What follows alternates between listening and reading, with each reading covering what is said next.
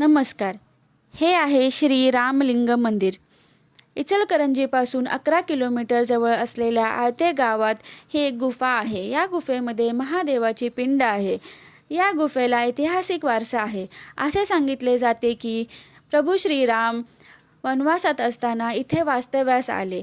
त्यांना महादेवाच्या पिंडीवरती अभिषेक करायचा होता. तेव्हा त्यांनी डोंगरावरती बाण मारला आणि पिंडेला अभिषेक केला. तेव्हापासून असे सांगितले जाते की 12ही महिने ह्याच्यात डोंगरातून या गुफेमध्ये महादेवाच्या पिंडीवर पाणी हे पाझरत असते. या मंदिराच्या भोवताली अतिशय सुंदर निसर्गरम्य वातावरण आहे.